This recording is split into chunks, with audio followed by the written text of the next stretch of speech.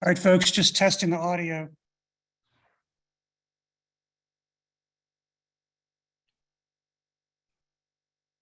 It turns out that it helps if you hit the unmute button. Yep. Sorry for that, Yep. Madam Chair. Please go ahead.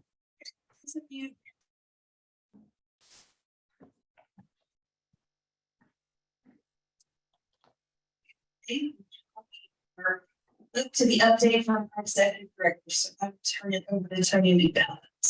Thank you, Madam Chair, members of the committee, citizens and folks joining us online. My name is Tony McDowell. I'm the Executive Director.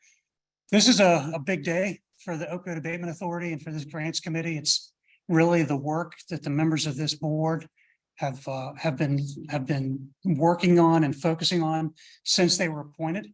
And that is the work of making awards and recommending awards to cities and counties. The staff has worked some long hours to bring to you a set of recommendations that total over $23.6 million for more than half of the localities in the Commonwealth of Virginia. So just a little bit of an update on how we got to this point. The members of this board have had, well, in last year, in 2022, they held 12 public meetings, which did not include, so in addition to those 12 public meetings, 7 statewide listening sessions. And then this year, so far, they've held 6 more public meetings. And so there's not very many appointed committees and authorities and bodies in the state of Virginia that have been as active as this board of directors has been. The board onboarded its initial staff members in the August to October timeframe of last year. And those of us that joined the team jumped into the outreach efforts right away. We were able to open up our office in downtown Richmond on November 4th. And from when the office opened in November until January 19th, just a little over 2 months, as a team, we were able to build out the criteria for the grants and launch the grant application on January 19th. We held an in-person workshop for cities and counties about the grants procedures, the guidance, the application process, the purpose of the whole concept on January 19th and 20th. Very well attended, more than 200 people each day for that event.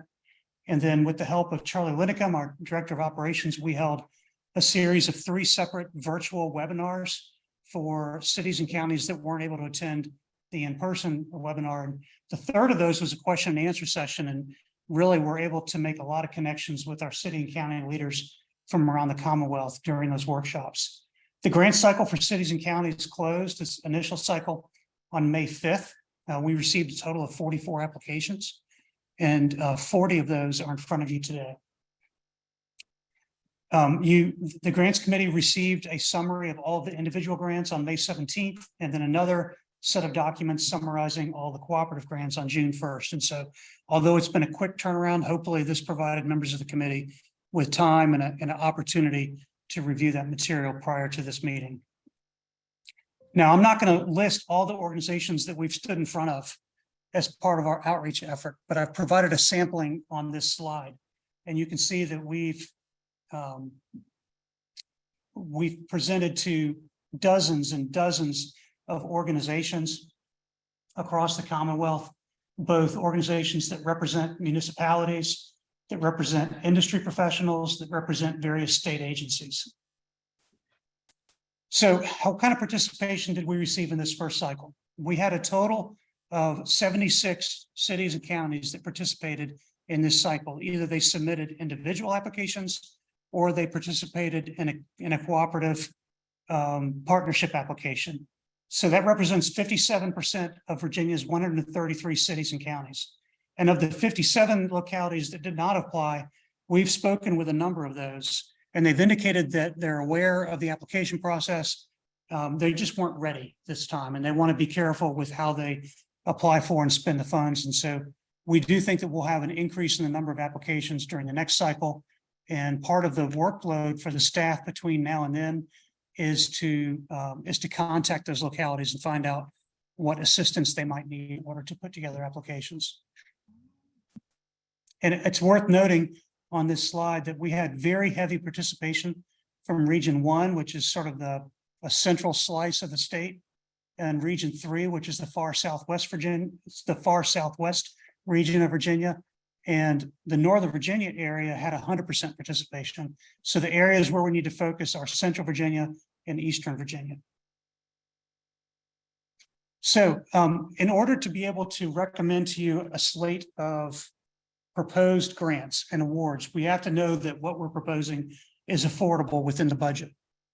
And just as a reminder, there's three basic types of grants. There's the individual grants that go to individual cities and counties. There's the cooperative partnership grants, which are competitive and go to regional groups of cities and counties. And then there's the planning grants. And the way we budget for these, each is a little bit different. And so for the individual city and county grants, these are non-competitive. Each city and each county has a certain number of dollars that they're eligible to receive if they have an applicable grant. These funds are based on a percentage of the revenue that comes to the authority every year. And so that revenue source varies from year to year. And in turn, the amount that's available to the cities and counties varies the same way from year to year. But when we get into the cooperative partnership grants, the Finance Committee made the decision, and this was approved by the full board, to take the full value of the OAA fund as it exists now and based on projected revenues in the future, and smooth this budget out over the life of the fund so that we have a consistent or stable funding source for these competitive regional grants. This smoothing effect allows for the funds to be available consistently over a longer period of time and helps us to provide you with decisions that represent equitable distribution of the funds across the Commonwealth. And then the planning grants are sort of unique because they're not established uniquely in code. They're established by this board. The funding for this comes out of our unrestricted portion of the budget, and it's intended to help localities get up and running during these first couple of years. And then likely you won't see planning grants coming forward after year 2 or year 3. So just a few comments about the process that the staff followed in order to review all of this information and to make recommendations. We don't have a big team. We have 6 employees, including our representative from the Office of the Attorney General. So we divided up the grants from the various regions by staff members. So Charlie handled all the grants from Region 1. I handled Region 2 and Region 4. Cindy Newman, Region 3, which is Southwest Virginia, and Region 5, Adam Rosatelli, that was the eastern portion of Virginia. Our counsel, James Schliessman, provided legal review for all of these. And of course, Kara is kind of like the glue that holds the office together. She kind of kept us on track the whole time. And then the staff had multiple workshops where we all got together physically. Cindy drove up to Richmond and we laid out all the information on the table. And we looked at everything and we compared and we analyzed and we drew all over our marker boards and we worked together to come up with a balanced set of recommendations for the committee. In the course of doing this, we had what I would describe as a really focused effort on customer service, with the applicants, in this case, being the customer. We made verbal and email contact with every single submission, with every single applicant. We worked through questions. There were some things that weren't submitted, exactly correctly. So we worked with the applicants to get those fixed. We did everything we could to help them move the ball forward to bring you a grant that meet the intent that the authority is looking for. And so we really did assist every one of the applicants to the degree possible.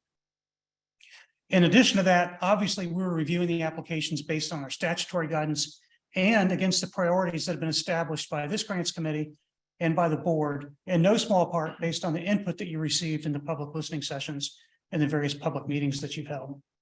In addition, we did bring in some subject matter experts as needed on some pieces of the review. An example of that is we reviewed all of the grants with the statewide opioid response team at the Department of Behavioral Health.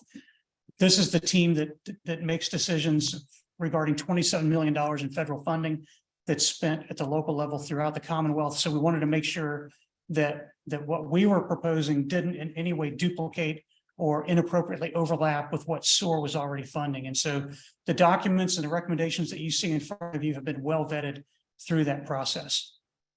It's also worth noting that the competitive grants were a little bit more complicated in terms of the budget and the review process because they're potentially up to 5 years, these grants are. And so we had to balance the upcoming year, but we're also looking at the year 2, year 3, year 4, and year 5. And in some cases, we had applicants that had the right number for this year, but then they want more the next year, and then more the year after that, and more the year 4, or they might have wanted level funding around the whole 5 years. And so one of the things that we know we're going to have to carefully review with each one of our applicants and recipients is that our process isn't going to work that way. All of these grants are going to have to find stable ground with their own sufficient funding at some point in the future. We can't provide continuous funding for all of these programs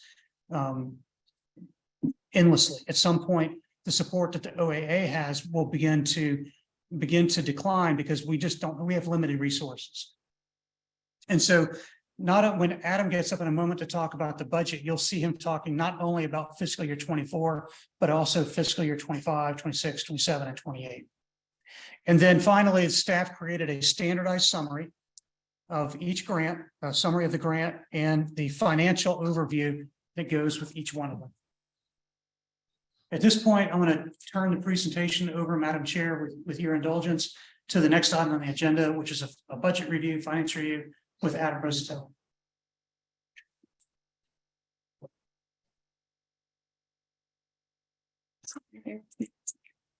We're having some technical issues, so as Adam comes forward, we're trying to get the PowerPoint so that the folks online can see it. Just promoted you to panelist. Okay.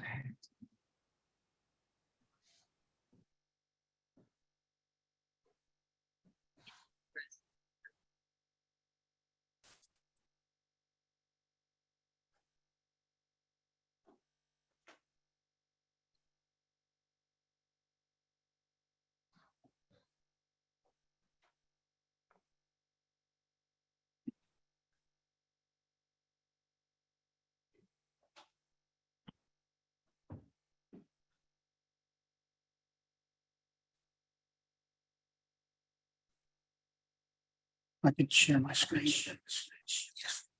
Let me just. Oh, here it is.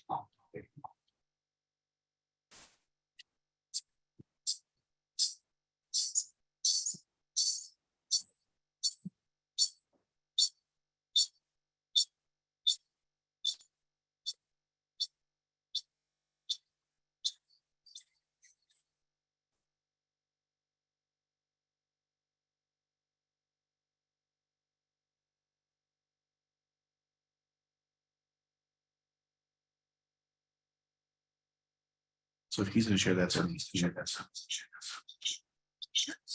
I'm muted.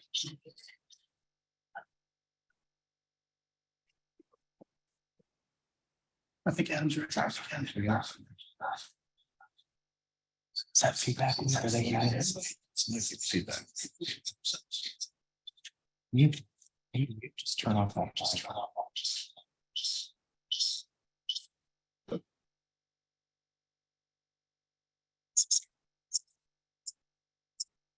This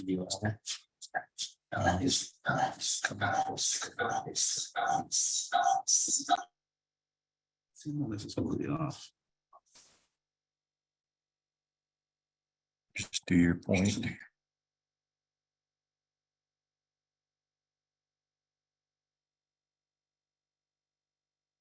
So who's gonna be able to hear? They're gonna hear online. Yeah.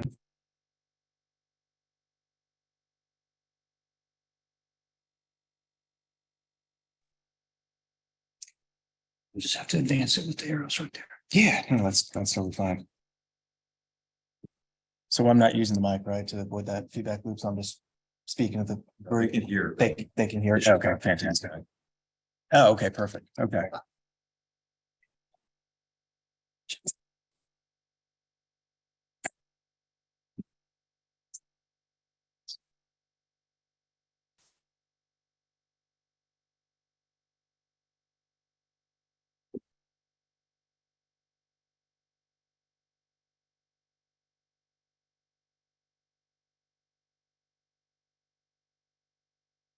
All right, we in business?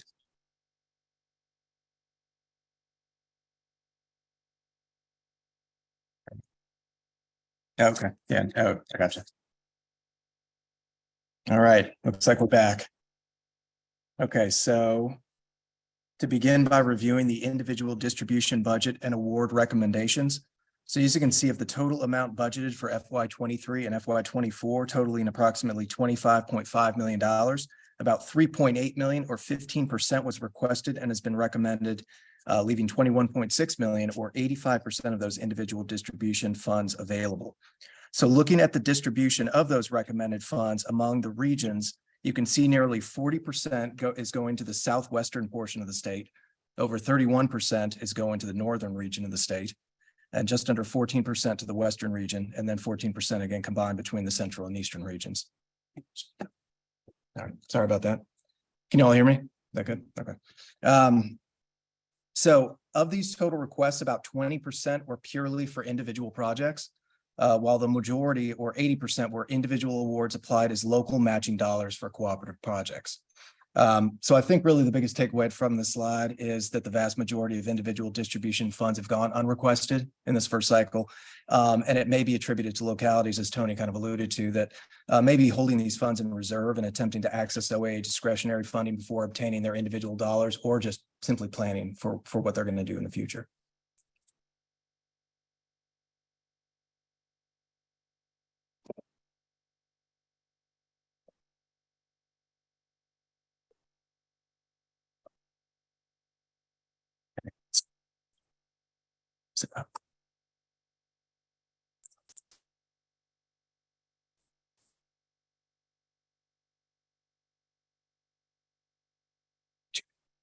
You were on WebEx, I'm not on the screen.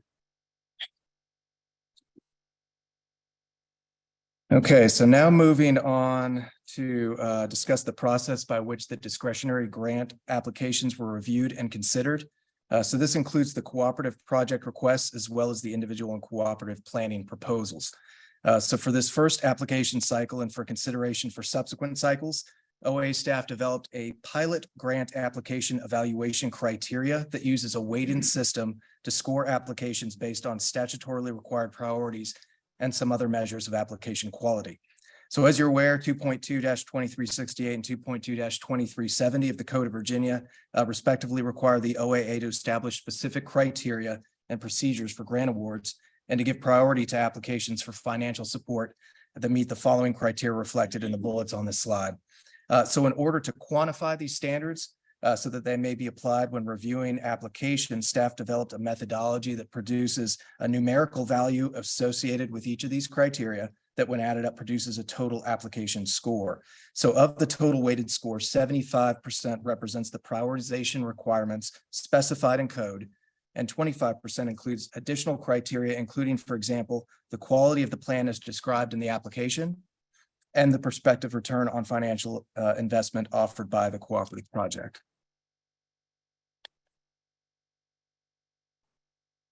So in this slide, this is a specific example of statutory criteria number 2, which is evidence of a program serving communities with a high incidence of opioid use disorder or opioid death rate relative to population.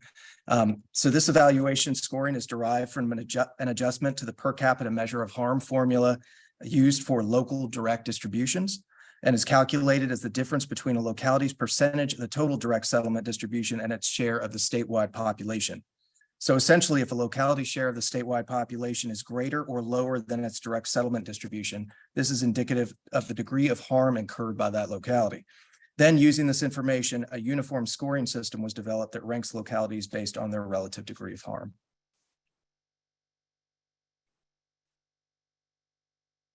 So to provide an example of how this works, if the city of Virginia Beach, for example, and the city of Chesapeake were to submit a cooperative partnership application, each locality's share of the population would be measured against each locality's share of the total statewide direct distribution. So in this case, for Virginia Beach's share of the direct distribution is 43 basis points less than its share of the statewide population, which individually yields a score of 1. And Chesapeake's direct distribution share is 2 basis points greater than its share of the statewide population, which yields a score of 3. So since Chesapeake scores 3, which indicates a high incidence of opioid use disorder, opioid death rate relative to population, the cooperative partnerships application would be given a score for criteria number 2.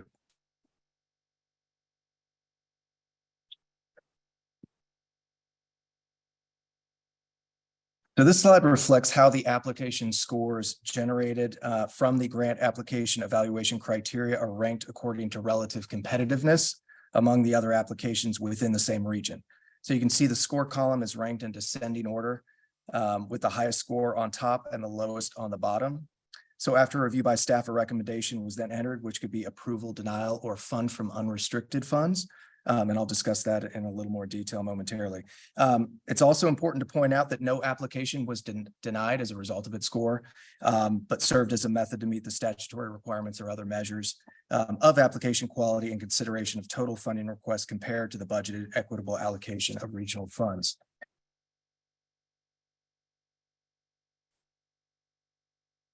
So now to discuss the regional budget amounts for cooperative projects. Again, those same local allocation percentages were used to calculate the regional share of the total budgeted amount for cooperative projects. This was done by multiplying the MOU direct settlement percentage amounts and the total annual budget for all cooperative projects to produce a regional budget. Essentially, this works to create a budget that equitably allocates funds to a region based on its respective measure of harm.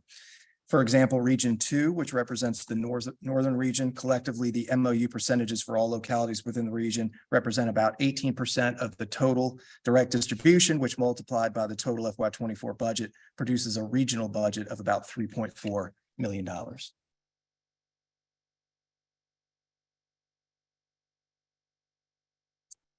So this summarizes all of the cooperative project budget and recommendations in one table. So moving from left to right, you can see the regional budget and the total amounts requested, less any denials, which then yields the total recommended amounts by region. So total project award recommendations reflect about 93% of the total requested amounts for all the regions collectively. Use of unrestricted funds is recommended when the total awards for a region exceed the regional budget, and this use is limited to one-time capital project expenses. So in total, FY24 cooperative project recommended funding amounts net of unrestricted use results in a balance of $2.7 million.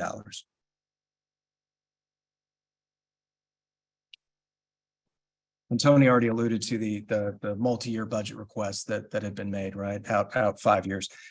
So looking at that, you can see that these we're calling tentative out-year project requests for the initial application cycle already exceed the regional budget amounts for FY25 through FY28. So if you look at the bottom of this chart, however, you can see that there are still unrestricted funding amounts available to fund these and future project proposals. In addition, moving forward, there's a significant balance in individual distribution funds that may also be applied towards these existing and future projects in terms of local matching dollars or individual projects.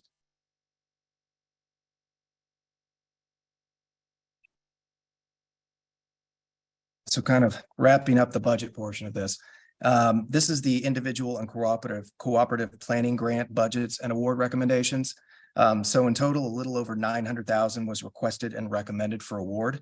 So these planning grants really reflect anticipated future requests and funding needs for both individual and cooperative projects in the next 2 application cycles. So as you're aware, the code requires the OAA to balance the immediate and anticipated needs with projected receipts of funds. which is reflected in the measured budget approach adopted by the board, which Tony also spoke about, and really has allowed for localities to plan for both individual and cooperative project fund uses over a multi-year period. And again, to give localities that hadn't yet applied an additional opportunity plan for the use of their individual distribution funds. Subsequent individual planning grant application period has been proposed that would open in July and close in September. And that concludes my portion of the presentation. I'd be happy to answer any questions that the committee members may have.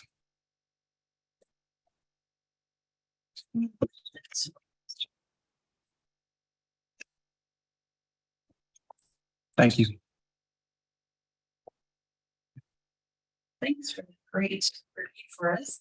We are now to the public comment period. Do we have anyone that would like to make public comment at this time?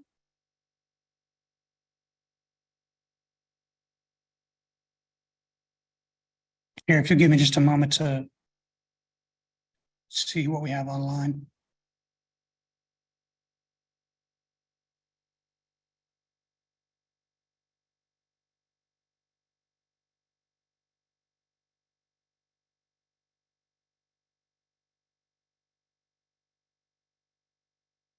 Computer is locked up. Did you have anybody sign up to speak? I think we did. No, ma'am. We may have someone.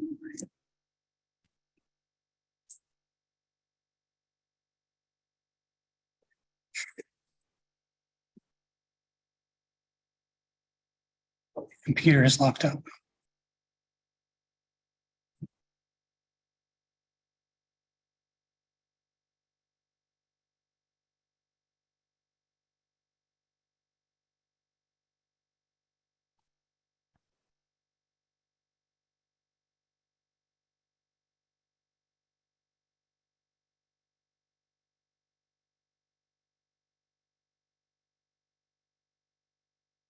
Computer's completely frozen.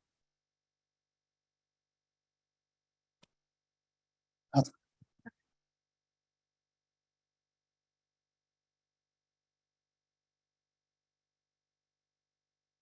to restart.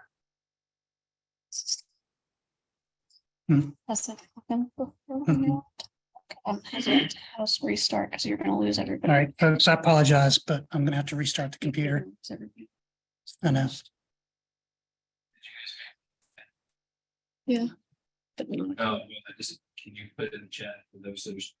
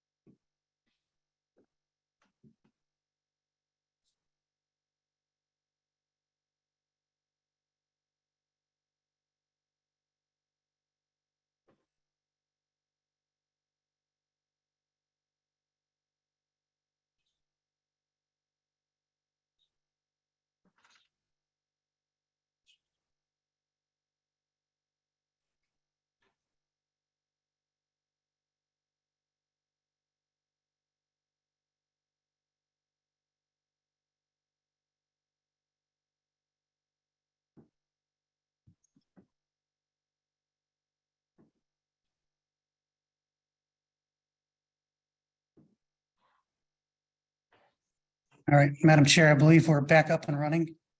And it may be appropriate to see if there's anyone online who would like to speak. Because he's looking. Can I hear us?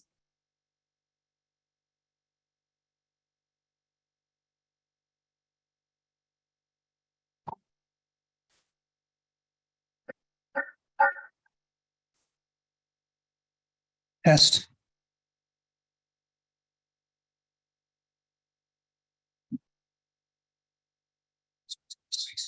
It's computer locked up. I feel like we're unintended guests at this meeting now.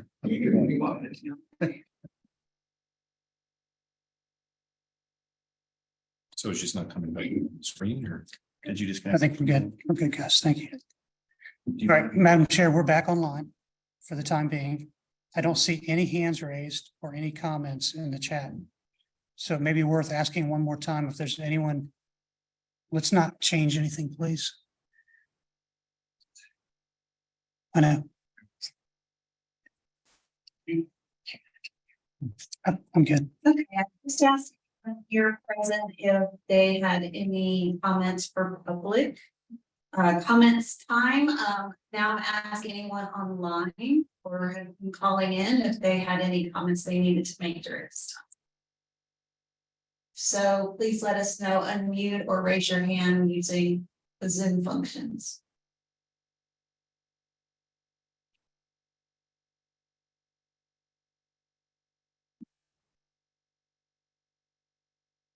Madam Chair, it would appear that there's nobody online that has any questions or comments. We will move on to the next one on our agenda. Oh. And, Madam Chair, this is Authority Member Jim Holland. It's my understanding Dr. that Thomason. the chat function has been disabled. Is that correct? The chat function? Or Mr. Holland is asking a question. about the chat function has been disabled. Is that correct? Mr. Chairman, if people who are online that are not panelists would like to chat, they're able to type into the chat. They're also able to raise their hand. Thank you. Thank you. They can raise their hands. Thank you for that.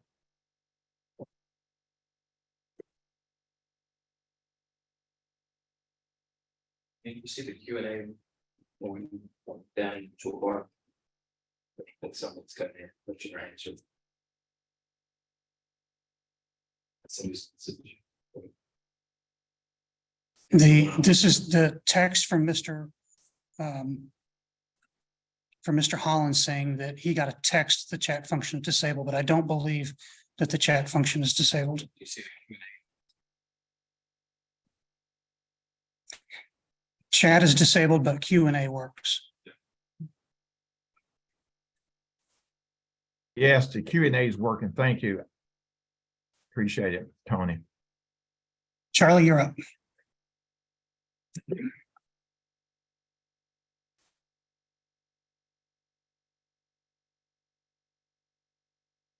All right, good afternoon, everyone. So I'm going to walk through the grants review and recommendations here. So briefly wanted to kind of give you kind of a quick overview, reminder of what our requirements were for our grants.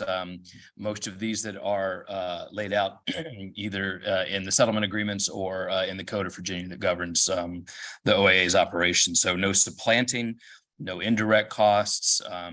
The OAA board did elect to allow for new administrative costs as a definition earlier this year.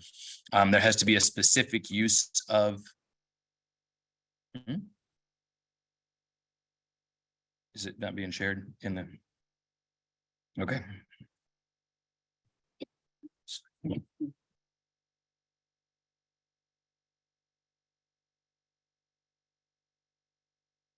Right there in the middle, the green one.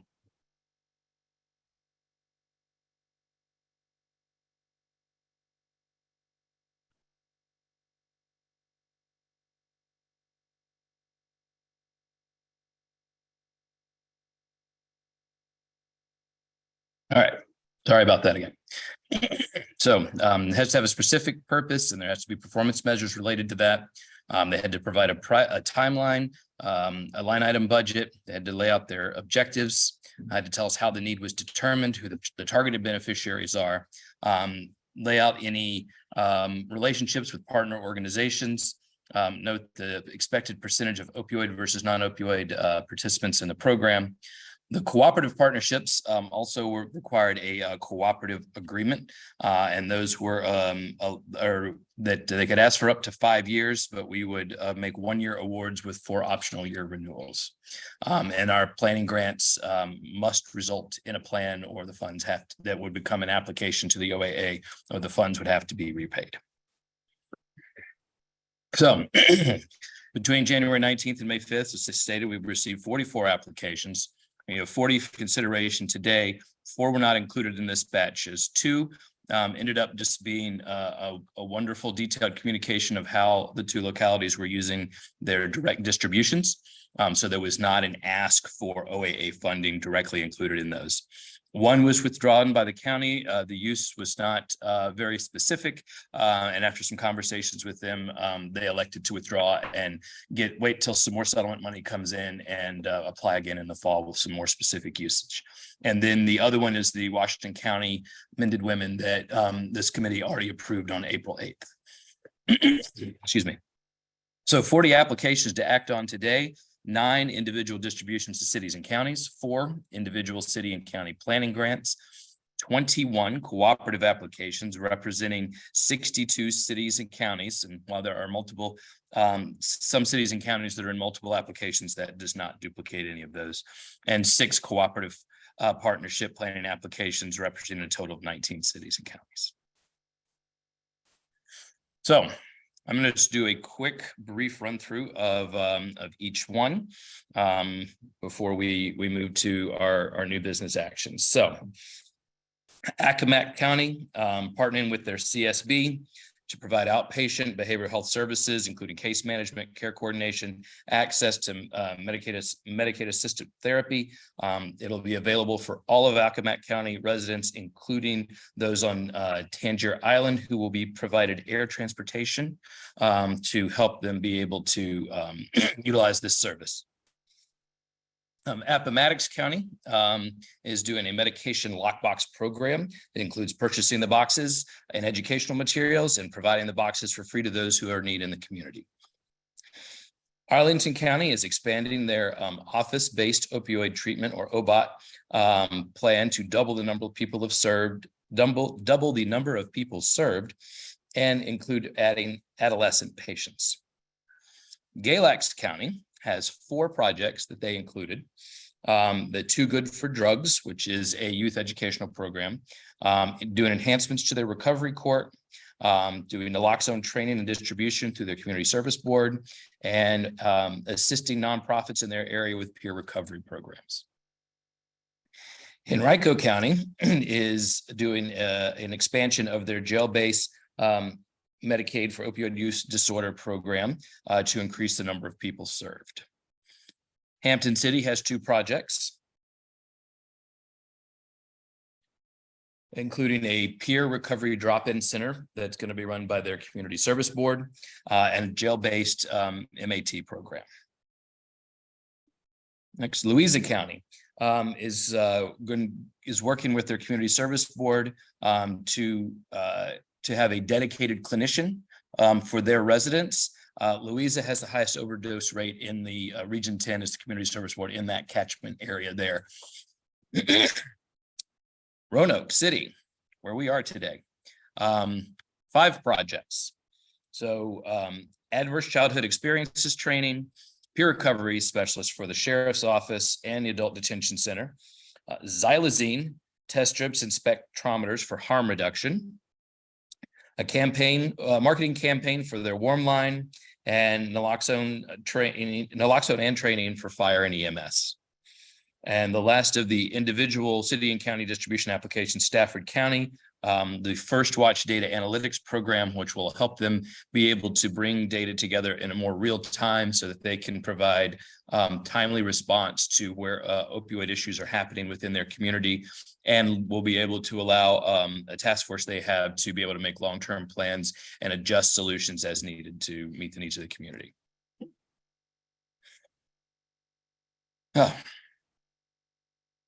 On to individual city and county planning applications. Chesterfield County is looking to identify best models for a 24-hour behavioral health facility that they are working on. Norfolk City is doing an implementation planning for a citywide opioid response plan that includes grants management oversight, some initial opioid prevention, intervention, and support programs.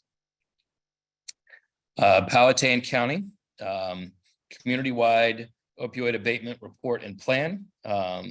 And Powhatan has agreed with us. They have a very well fleshed out RFP to add cooperative procurement language to that, which means that once that award is made, that other localities would be able to go and pull from a list of approved contracts instead of, which will save them some time and resources instead of having to go through the full RFP process if they would like to. And Suffolk City is doing a needs assessment and grant management plan. So now we're into the big run. 21 cooperative partnership applications. Start off, and these are set up by region. So we'll start off with Region 1. That's more of some of the central portions of Virginia and the Shenandoah Valley. Albemarle County submitted 2 applications, one for a CITAC, which is a Crisis Intervention Team Assessment Center that they currently have. And they want to expand services there. They also want to add a crisis response, which is a 23-hour bed program. 6 participating cities and counties in that one, no match provided. Albemarle County's second proposal is expansion of their community response program that is part of the Blue Ridge Center. Thank you. And they are going to be adding a community drop-in component. Same 6 localities, no match provided. Buena Vista City, Hope House Recovery Home. 3 participating cities and counties. This is the first recovery home in their community. And I do want to note this one that not only did they have a match from their localities, but they had match from within the community. And when you take their letters of financial support, their letters of in-kind support for renovating the facility, and you take their general letters of support, including all 3 law enforcement, they had 33 letters of support for this. So this is a real large community supported project. So moving on, Culpeper County is creating an overdose response unit with certified peer recovery specialists. 5 participating cities and counties, no match provided. Lynchburg City is the Horizon Community Service Board in that area is working on a crisis receiving detox center. This amount of money is for the capital for the first year to stand it up. They have some small operational requests in their out years. One note for this one is this is not the full cost of the facility. They anticipate up to 70% of their attendees will be have opioid use disorder. So they only ask for 70% of the cost. They're using grant funds as a match to cover the other 30%. And this is one of our ones that, because it was a large ask and it was one-time capital cost, we recommended from unrestricted funds. Region 1 continued. We had 2 from Rockingham County. They have a crisis response unit. That's going to have an expansion to have training for first responders, treatment recovery supports, add comprehensive wraparound services, support for their mobile services, and harm reduction. And the second Rockingham County, that's 2 participating cities and counties, and they brought in a match from the localities. And the second, Rockingham County, is another CITAC Crisis Intervention Team Assessment Center. Same two participating cities and counties. They did bring in a match. This will allow them to, their current CITAC runs in the evenings, Monday through Friday. It's closed on the weekends and closed during the day. The money from the OAA will allow them to open 24 hours on the weekend, and they're working on securing a federal grant to be 24 hours during the week. And Stafford County. So this is a kind of two-pronged project that is interrelated. They want to implement mobile MAT, and they want to expand detox for women at the Sunshine Lady House that they have in their area. And that is 5 participating localities, and they did each bring a match in from their individual distribution. So Region 2, this is the Northern Virginia area, Fairfax County, a new residential treatment program for adolescents. It's a large ask as they are building this kind of from the ground up. So there's a lot of upfront startup costs. But 5 participating cities and counties, and so a good size match brought in with them. Prince William County had 2. One is for an office-based opioid treatment, or OBOT expansion. That is 3 participating cities, counties, but no match provided. Prince William's second application was for a job pipeline development for peer recovery specialists. That was 3 participating cities and counties. There was a very small match brought in by 1 locality. This one has been recommended for denial as stated in the summary. That you all have in front of you. So Region 3. Now we're moving into Cindy's area down in Southwest Virginia. Grayson County wants to enhance their recovery court. And that's 3 participating cities and counties, and they brought in their match from their direct distributions. Montgomery County has a large process they're calling the New River Valley ecosystem. They're trying to be able to catch people at every entry in the recovery system.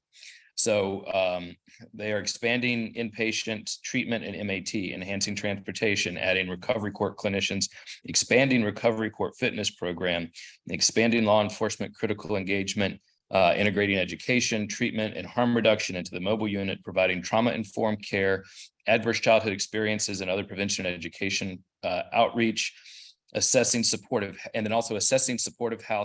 housing and adolescent inpatient treatment models to support families. There's a lot of A's in that. Apology. And then Smith County is a program to expand both OBOT and MAT and developing regional transitional recovery housing. And further continued with Region 3. We have Roanoke City. That's a typo on the slide. Apologies. But Roanoke City and Roanoke County are partnering together. They are. This is to support and expand their already established Roanoke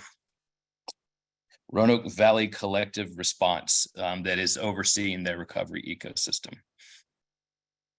Washington County.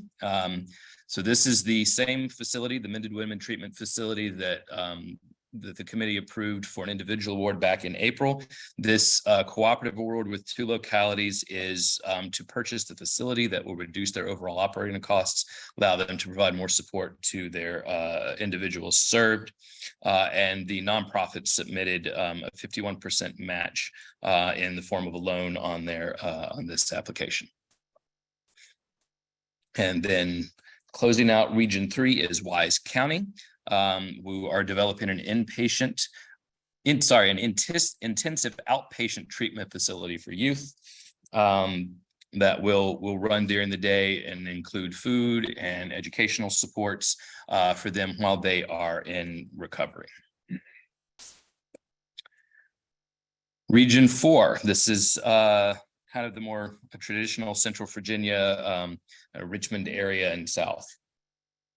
Chesterfield County, mobile outreach services for harm reduction, treatment and support for participating cities and counties, and they did bring in some match from each participating locality.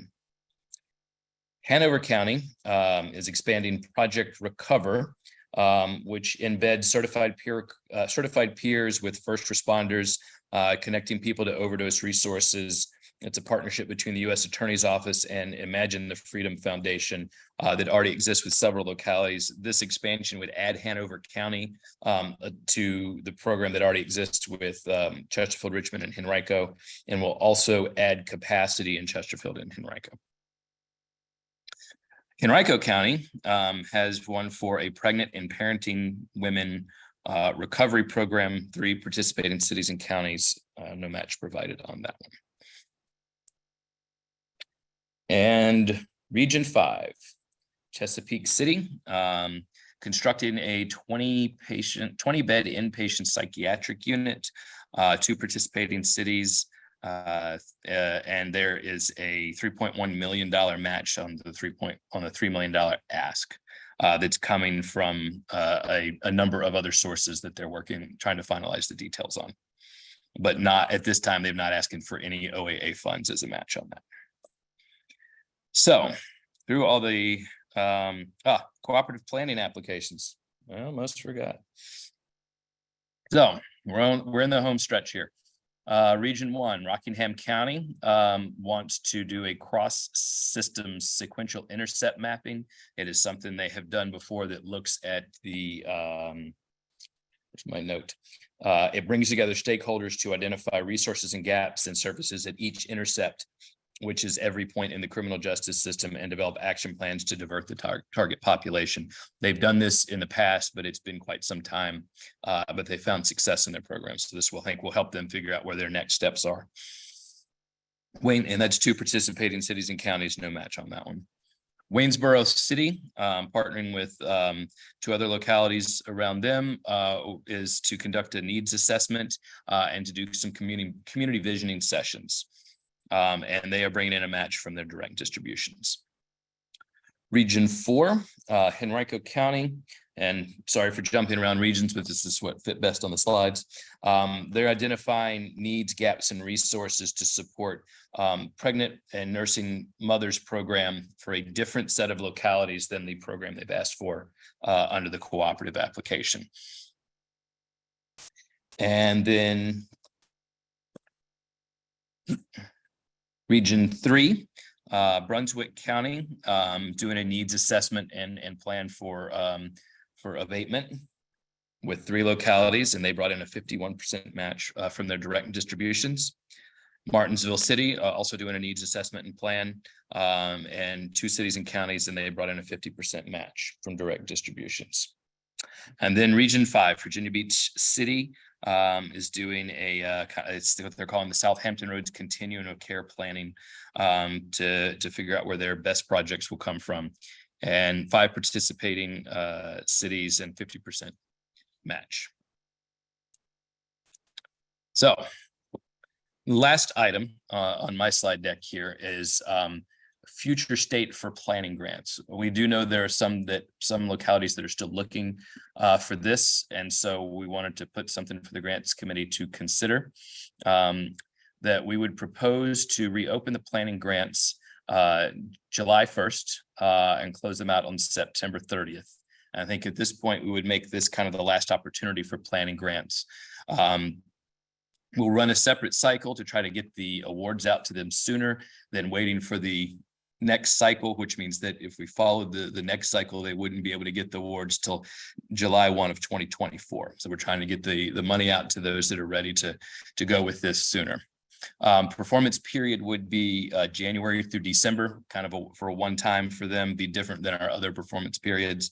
Awards would be considered at the December grants committee meeting, We would only make these available for individual and cities and counties who've not yet applied.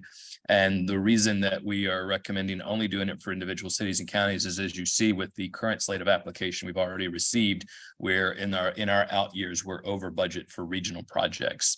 So not that others may not come in and be considered, but when we give out a planning grant, we're expecting an application. So we wanted to use this to kind of give some more support to incentivize some more individual applications on the next round. And we would move these to have a 12-month performance period. Our current planning grants have 24 months, which was to give flexibility, but is probably really longer than is needed with most of these that are bringing in consultants or just doing community sessions. So that would shorten that. And there is sufficient money already approved in the budget from the current round of planning grants to support this. So, any questions for me?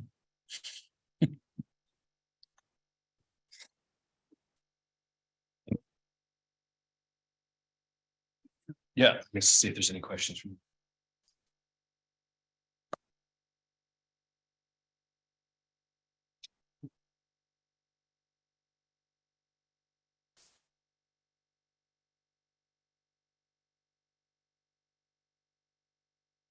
Are there any questions online?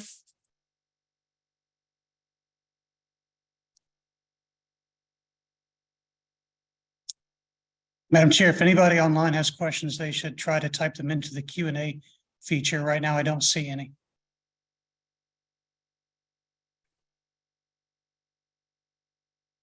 Madam Chair, I would say we have no questions or comments online.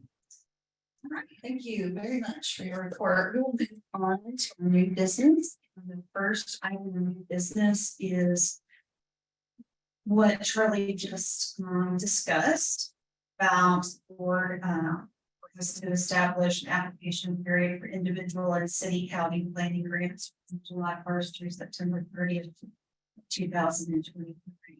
So do I hear a motion to accept this proposal and move forward?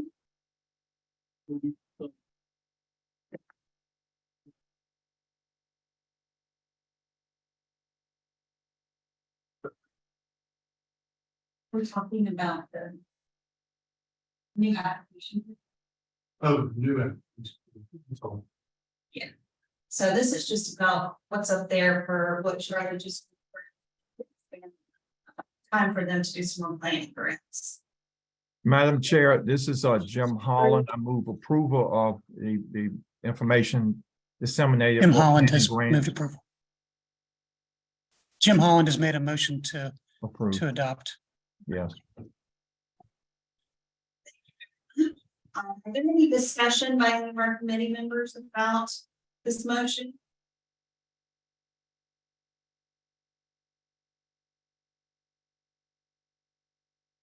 Online discussion? Can we wait 1 second, ma'am? There is one hand up.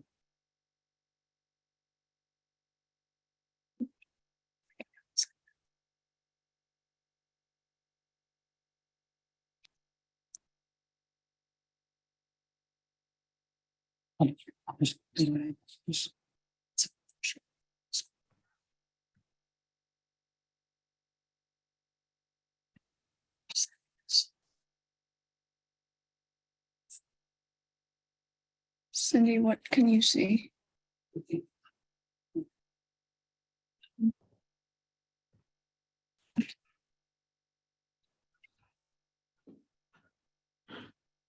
It's a Zoom issue.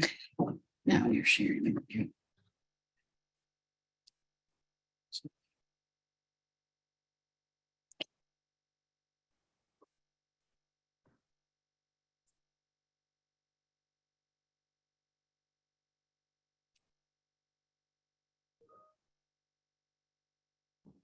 What are you trying to do?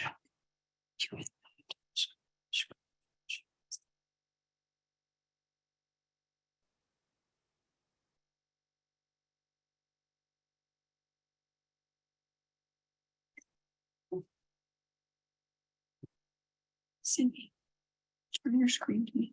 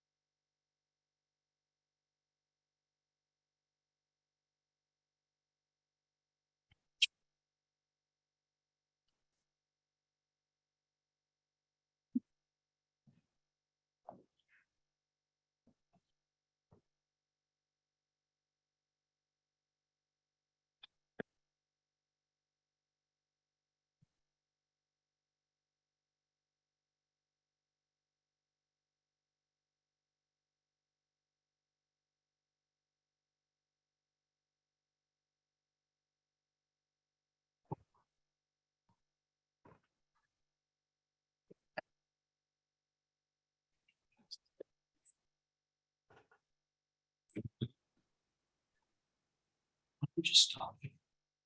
It's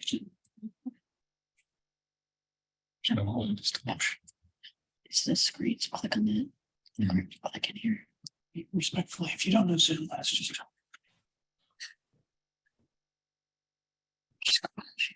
I got it.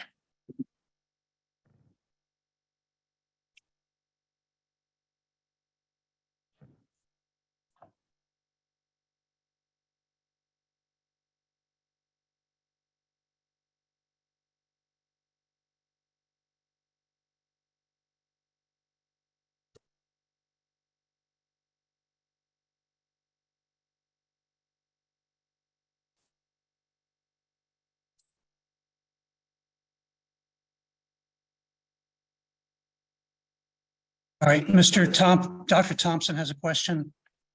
Dr. Thompson? Oh, thanks, Tony. I apologize. It doesn't seem that I can get the Q&A to work, but thanks for calling on me. I could not hear, or I couldn't hear clearly what was being proposed. Yes, sir. So what's being proposed is that the staff would like to announce one more planning grant period for cities and counties. And so what would happen is that on July 1st, we would open up another planning grant process. Got it. Yeah. And that would run until the end of September for cities and counties to Understood. submit for planning grants. Yeah, I understood. Yeah. I guess I just couldn't hear that was what it was that was being proposed to announce that. Okay. I'm sorry for the delay over something so simple. Nope, that's on us for the technology issues we're struggling with. Okay, I'll lower So my the- hand. There's been a motion made and seconded the chair had asked if there were any comments. I think we've had one comment. And so, Madam Chair, the motion may be ripe for a vote. Okay.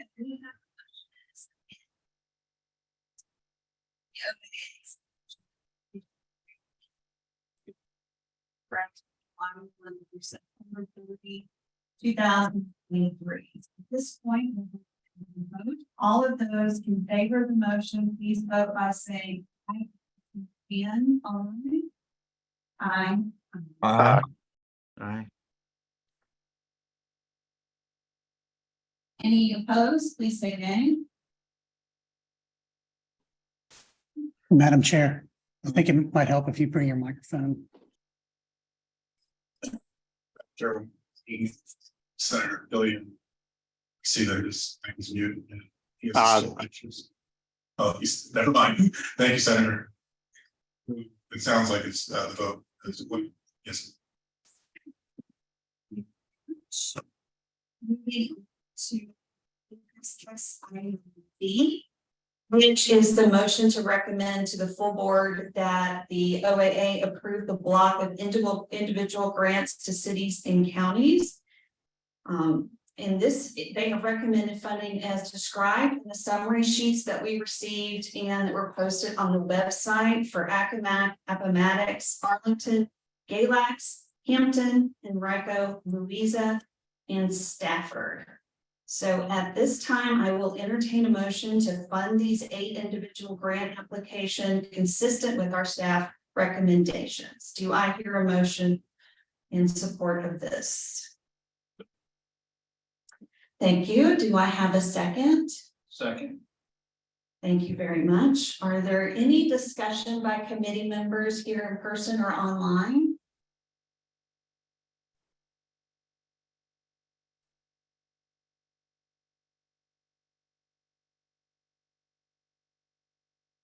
Not seeing that anyone has wanted to speak online. Have you, Tony? No, ma'am. Okay, at this point, we'll go ahead and vote. All in favor of this motion, please say aye. Aye. Aye. Any opposed, nay? It appears to be a unanimous vote again. Thank you. All right, new business item C.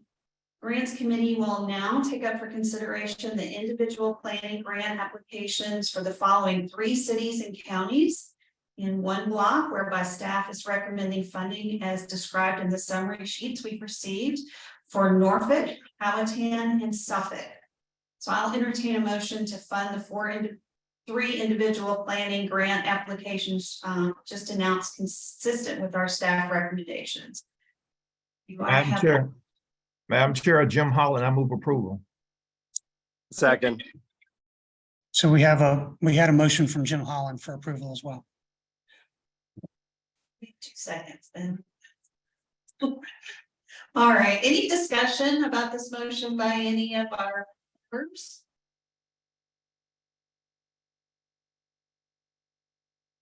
Okay, not seeing any, I will go ahead and move for a vote. All in favor of our motion, please vote by saying aye. Aye. Opposed, nay. Okay, looks to be unanimous decision as well.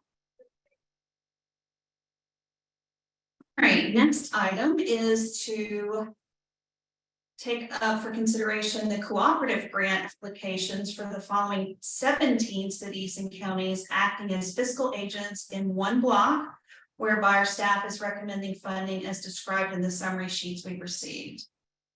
Albemarle, including Nelson, Louisa, Green, Charlottesville, and Fluvanna. Albemarle, including Nelson, Louisa, Green, Charlottesville, and Fluvanna. Buena Vista, Chesapeake, including Virginia Beach, Culpeper, Fairfax County, Grayson, Henrico County, Lynchburg, Montgomery, Prince William, Rockingham, including Harrisonburg for the Crisis Response Unit, Rockingham again for the CITAC, Smith, Stafford County, Washington County, and Wise County. I will entertain a motion to fund the 17 cooperative grant applications just announced, consistent with our staff recommendations. Do I hear a motion? So move, Madam Chair, Jim Holland. Thank you, Mr. Holland. Do I have a second? Thank you, Mr. Spencer. Any discussion about this motion?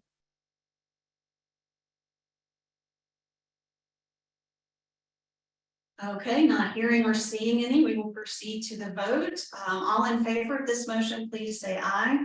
Aye. Aye. Any opposed, nay? Okay. We have unanimously approved that motion.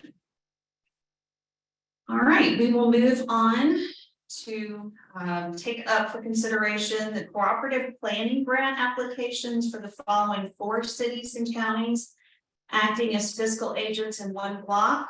Staff is recommending funding as described in the summary sheets we've received. That would be Brunswick, Rockingham, Virginia Beach, Waynesboro. I will entertain a motion to fund these 4 cooperative planning grants application as just announced, consistent with our staff recommendation. Do I hear a motion? So move, Madam Chair, Jim Holland. Thank you, Mr. Holland. Do I have a second? Thank you, guys. Okay, any discussion?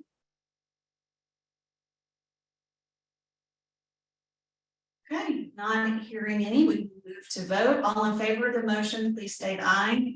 Aye. Any opposed, nay? Okay, we have a unanimous decision.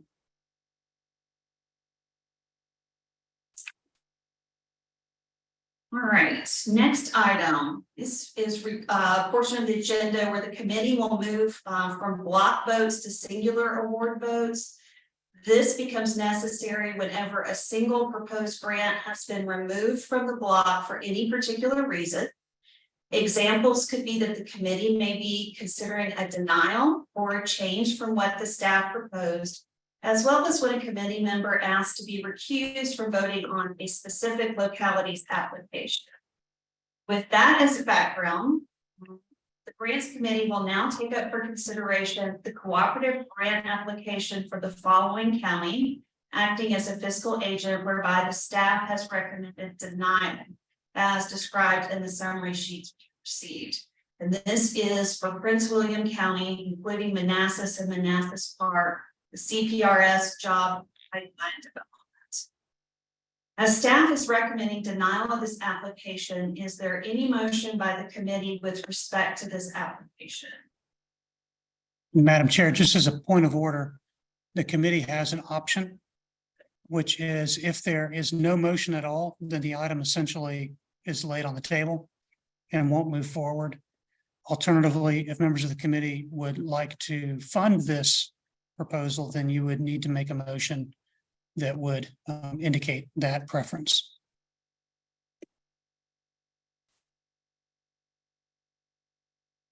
Question? Is there? No. Madam Chair, no motion here. Jim Holland. Taking no action, that automatically occur. The question from Mr. Spencer was whether we can defer this until the next application period. By taking no action, the grant would not move forward in this time period. The applicant can bring it back. They can modify it. They can bring it back again during the next cycle if they choose to do so. So no action gives them that option. No action gives them the option to come back again during the next cycle. Yes, sir. Thank you. And Mr. Holland also had a question. Mr. Holland, could you repeat your question?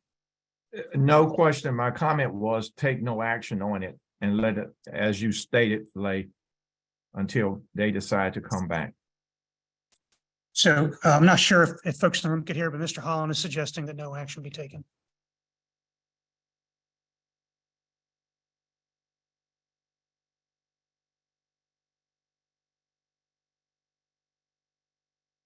So hearing no motion, my assumption is that we will not take any action at this time, so the grant will not move forward.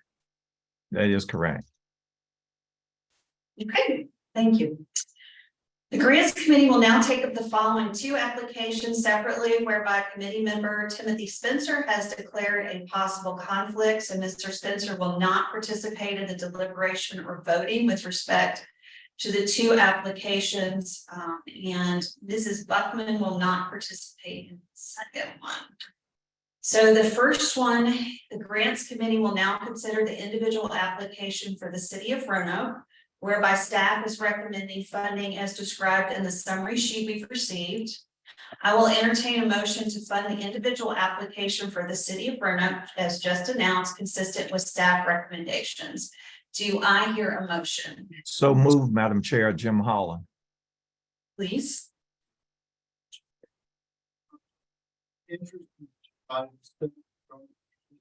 Grant application filed as owner because of serving the attorney and employed by the city of Roanoke. As this statement then and I will repeat myself in accordance with Virginia Code section 2.2-3112. Thank you, Mr. Spencer. We will have that included in our minutes. So do I hear a motion regarding the individual application for the city of Roanoke? So moved, Madam Chair. Jim Holland. Mr. Holland, thank you for making that motion. Do I have a second? Thank you. Any discussion?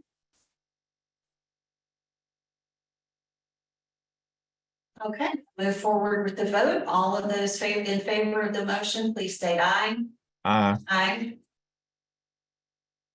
All of those in opposition, please say nay. Okay, we'll note that Mr. Spencer has recused himself and the vote is unanimous. Yes, Judy. All right, the Grants Committee will now consider the cooperative application Just for a the moment. city of Here's right Roanoke, here. acting as a fiscal agent, includes Roanoke County, whereby staff is recommending funding as described in the summary sheet we received. I will entertain a motion to fund the cooperative. Go ahead. My apology. I'm terrible. For cooperative application, city of Roanoke, senior fiscal agent, please Roanoke. Ms. Buckman provided by your council with also a statement of interest similar to the one that Mr. Spencer provided. Maybe her conflict. I have that sheet with, and I'll be giving it to Ms. Moisen to be part of the minutes as well. Great, thank you. Yes, thank you. Speaking as my employer has previously received funding from one of the organizations that. Great. And I as well would like to again say that Timothy Spencer state that I have personal interest in agenda item 7 regarding the grants application submitted by the city of Roanoke, because I am employed by the city of Roanoke. Therefore, I will not be participating in this matter in accordance with Virginia Code section 2.2-1112. As is being included in the minutes as part of the minutes of this meeting. Thank you. Yes, thanks to both of you for recognizing that those conflicts of interest, and those statements will be entered into the minutes. And so with them recused, we'll move forward to see if we have a motion for considering the cooperative application for the city of Roanoke, acting as fiscal agent, including Roanoke County. Jim Holland, I move approval. For those. Thank you, Mr. Holland. Do I have a second? Thank you, Mike. Any discussion? Great, we'll move forward with the vote. For those in favor of the motion, please indicate by saying aye. Aye. Any in opposition, please say nay. Okay, I don't see anyone. That has passed unanimously as well. Thank you, Madam Chairwoman, members of the board. At this time, I believe that Mr. Spencer will be part of the discussion and deliberation for the following one. However, the grants committee will now take up for consideration the cooperative planning grants application for Martinsville, City of Martinsville, including Henry County. This time, Ms. Buckman continues. Her has declared her possible conflict and has filled out a conflict of interest form, which I've handed to Ms. Moisen. But we ask at this time, with her recusal, the board take up to entertain the motion funding the cooperative planning grant for the city of Martinsville. Thank you. Thank you for that. Do I hear a motion for to fund Martinsville?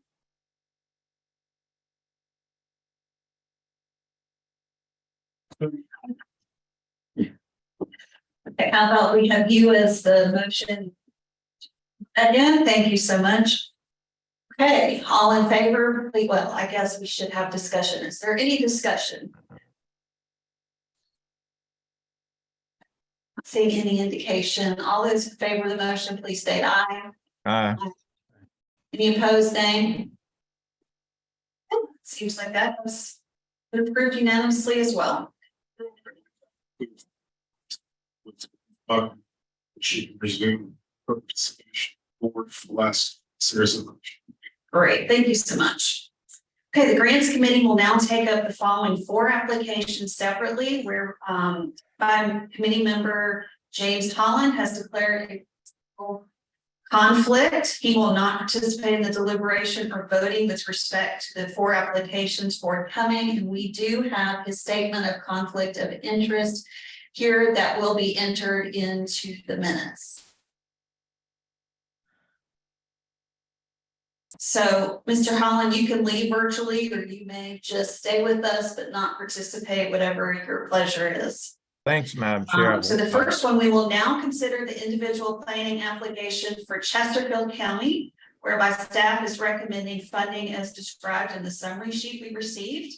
I'll entertain a motion now to fund the individual application for Chesterfield County as just announced, consistent with staff recommendations. Do I hear a motion? I'll second. Very much. Are there any discussion? Okay. We will proceed to the vote. All in favor of this motion, please state aye. Aye. Any opposed, nay? Okay, we have approved that motion unanimously.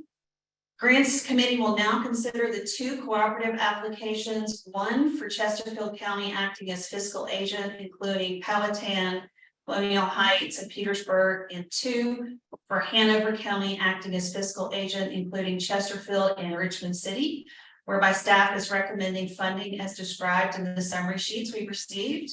I will now entertain a motion to fund the two cooperative applications as just announced, consistent with staff recommendations.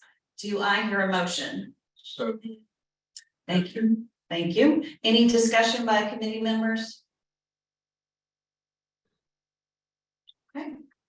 All in favor of the motion, please indicate by stating aye. Aye. Those opposed by saying nay. Okay, passes unanimously. The Grants Committee will now consider the cooperative planning grant application for Henrico County acting as fiscal agent, includes Richmond City, Hanover, and Chesterfield, whereby staff is recommending funding as described in the summary sheets we've received. I will now entertain a motion to fund the cooperative planning grant application as just announced, consistent with our staff recommendation. Do I hear a motion? So moved. Second. Thank you very much. Any discussion by our committee members? Okay, all of those in favor of the motion, please indicate by saying aye. Those opposed, say nay. Okay. We have completed that motion by the vote unanimously.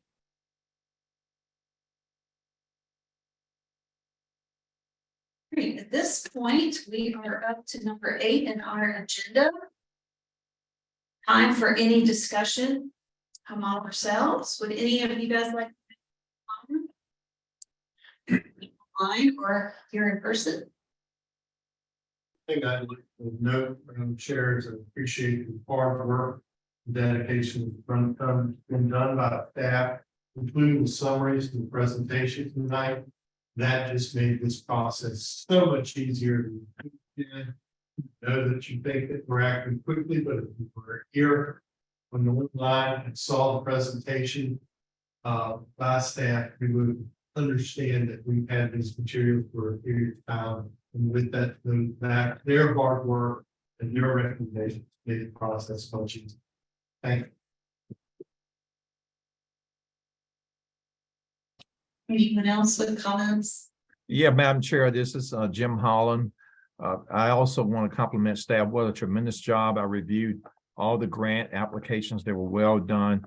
And I appreciate the hard work that's gone into this. This has been quite a process. And I want to compliment the executive director and his entire team for doing an outstanding job in this regard. And I want to thank Adam for that financial presentation. Thank you so very much. We appreciate it. Thank you all. I will also echo the comments from my fellow board members. This has been an extremely transparent effort. We have been, all of the board members have been reached out to consistently throughout the process. We reached out for expert advice from board members throughout as well. And I don't think that the process could have gone any smoother. So kudos to Tony, your staff, and just thank you for all the work you've done thus far. We still have a lot to do, and I'm really looking forward to the difference we're going to make and how many lives we're going to save. I think you guys will all agree with me on that. Any other comments? Madam Chair, if I may, it's Tony McDowell. First of all, I'd like to acknowledge and thank the members of the committee and board members for their kind words. This team that works for you in Richmond has put yeoman's work into this process. You know, we kind of expected that applications would come in along a sort of a time frame stretching from January to May, but the truth is almost all of them came in the last week that they were due, which meant that the team had about a month total to do all of this review and to create these summaries, to balance everything, to make sure that it works with the budget and to prepare for tonight. I think it's a task I can speak for the team to say that we take very seriously. And it's an important, meaningful task. It's life-saving work. And these folks that are sitting around the room that have been working on this long hours definitely are the ones that deserve the kudos. Along the same veins, I want to apologize, Madam Chair, and to all the committee members for the technical challenges we had tonight. I wish I could blame the computer, but I'm pretty sure it's not the computer's fault.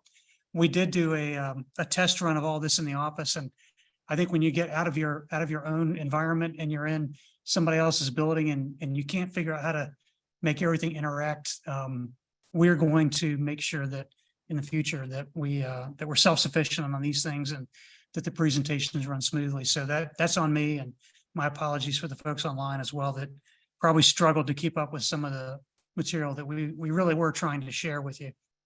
We'll be sharing the full PowerPoint presentation as well as the recording of this meeting for what it's worth on the website and through Commonwealth Calendar.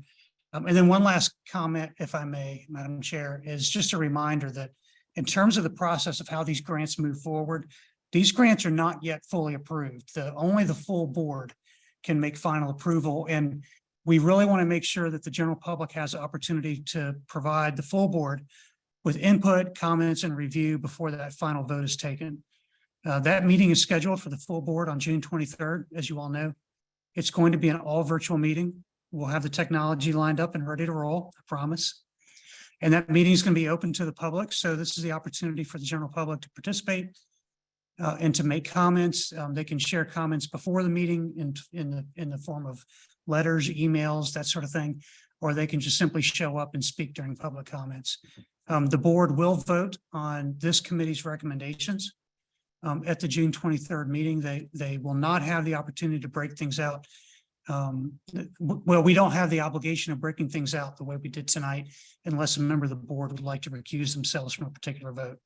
So more information will be forthcoming on that as we prepare over the next couple of weeks for that presentation. And Madam Chair, unless anybody has any comments, that's what I have to offer. Thank you. Thank you for that bit of information and discussion. I will look forward to seeing all of you on June 23rd. It's going to be a big day. At this point, I'll entertain a motion for adjournment. So moved. Thank you. Do I have a second? And second, Jim Hall. All in favor, please say aye. Safe travels home.